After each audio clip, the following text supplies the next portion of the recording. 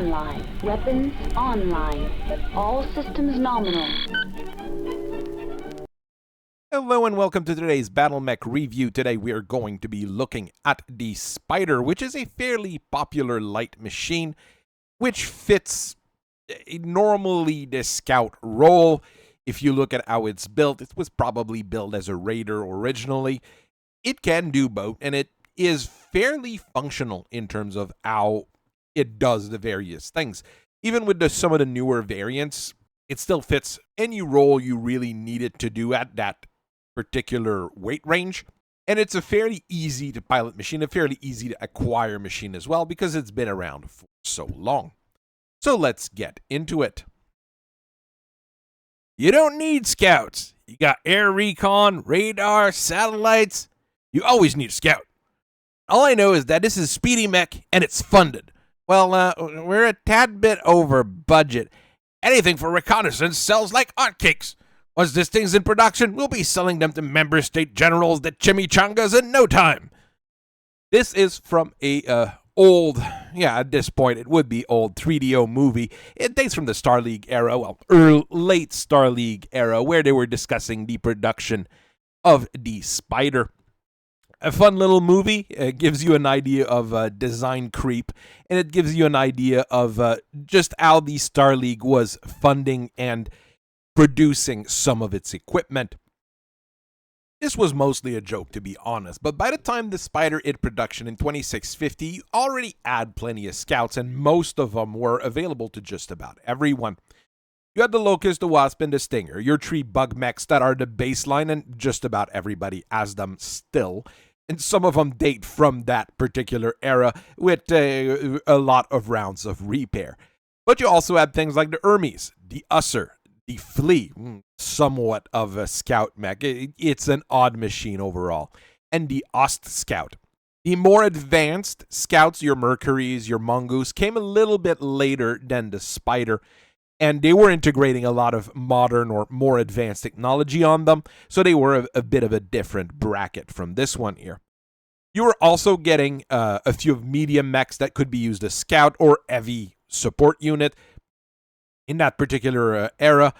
And what would a new scout really bring in that era of relative peace? I mean, people still fought each other and bonked each other over stupid stuff, and Auscarita loved to try to play tough, but I mean, we weren't in a constant state of war.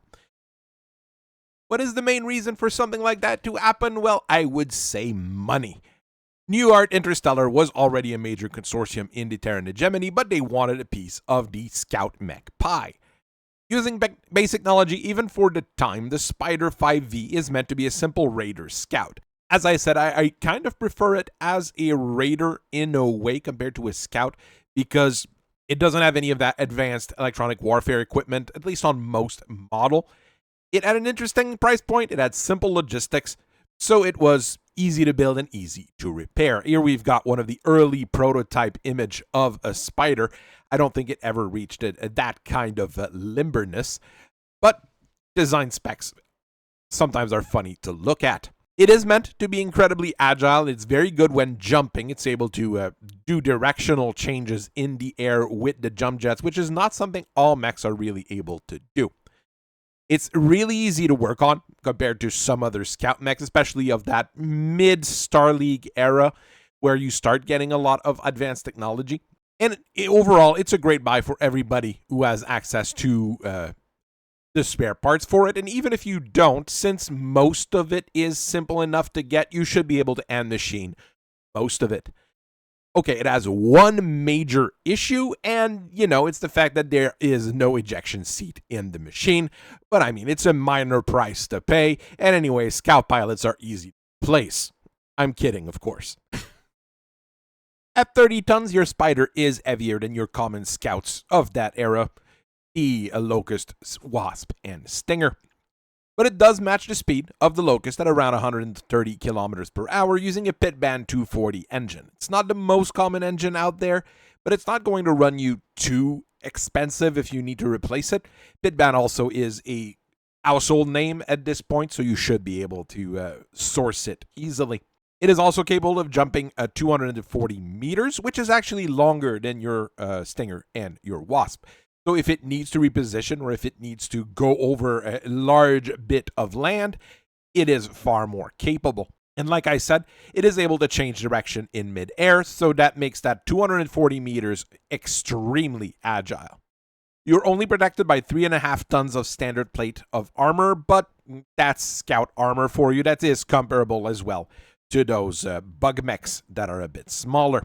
For weapons, you have 2 center torso mounted medium lasers, allowing you to be a very nice raider and dissuade attackers interiorly. Being in the center torso means you can basically lose either side of your mech, and you're going to be able to still, well, either fight or be able to retreat while dissuading people from shooting back at you. So it's not a terrible setup. A lot of people would want the weapons to be arm mounted so you have a longer range and a wider direction as to where you can fire them with. But you're making this a little bit more of a zombie. It actually makes the Spider a better mech, in my opinion. The Spider did sell gangbuster for the SLDF and to anybody who could afford them, but it still wasn't really a common sight. You add your Locust Wasp Stingers, that built up the majority of your Scout Lances, and for mercenaries or second-line units, it was enough. New Arts Factory were destroyed in 2776 due to Steve Marisovsky, and people scrambled to gather as many as they could, just so they could keep the ones that they had running. This could have spelled disaster for the design, but the people in the Free Worlds League Nimaki Kachi bought the design, bought the rights to it, in exclusivity, more or less, and started rebuilding it. Since there was no advanced tech in it, there was nothing super fancy in the original Spider, they were able to keep that going, and, well, Aus Merrick and Aus Kurita was able to get a decent amount of Spiders over time. There weren't that many Succession War variants, but there was one that was built in the Great Divide between Aus Davion and Aus Kurita. Both of them kind of fit the same kind of role, which is to add it as a militia mech or as a support unit capable of taking out infantry. The SDR 5K from 2850 sacrifices 60 meter of jump range, so 2 of the jump jets in the back, and 1 of the medium lasers. Kind of sounds like much, but you have an anti-infantry machine gun mounted on each arm. It's a pretty great militia mech at that point. You are lightly armored, but if you're just fighting infantry or insurgents, it will do the trick. The Spider 5D from 2853 from Aus Davion takes out 1 of the medium laser once again, but it replaces it with an arm-mounted flamer. It's spicier in terms of anti-infantry, and it works really good against tanks as well.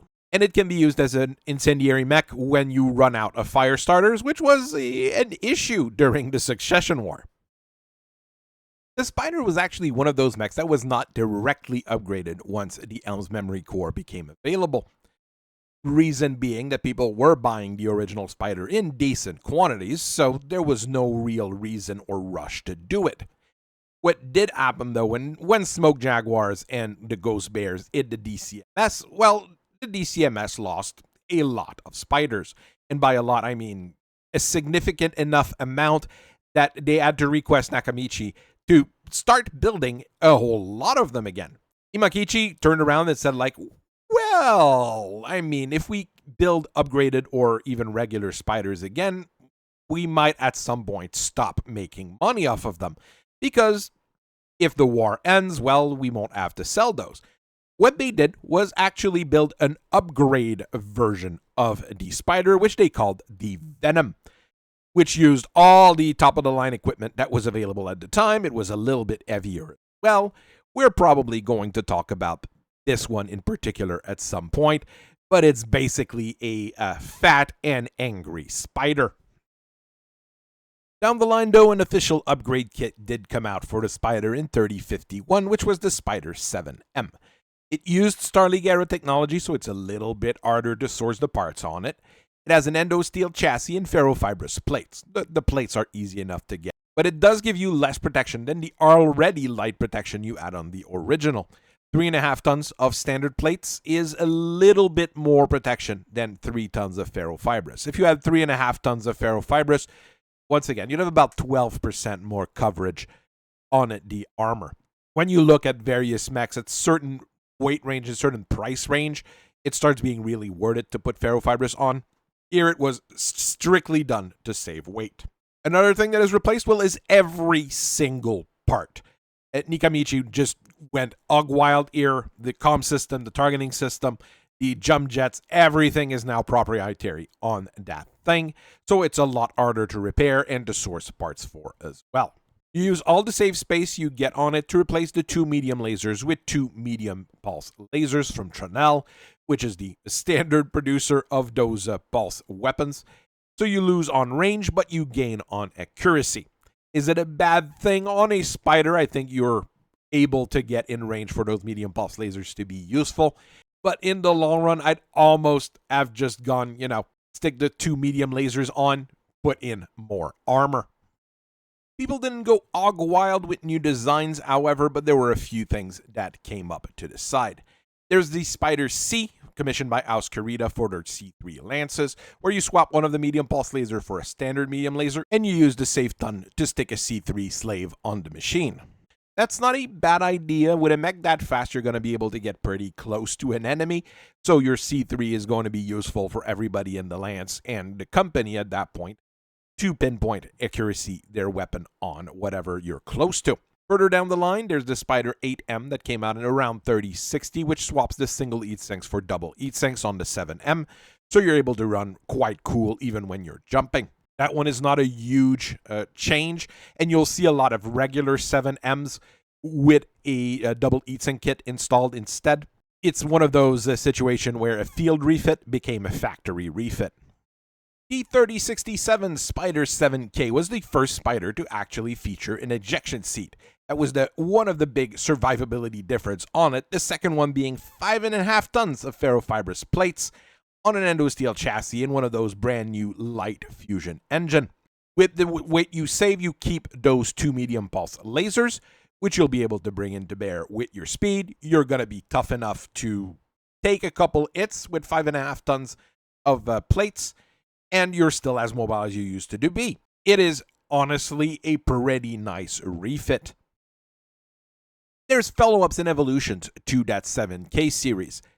There is a Scout Hunter, the 7K2, which takes off a jump jet and half a ton of ferrofibrous, which still means you've got more than on a standard spider, and you replace your weapons with a single ER large laser.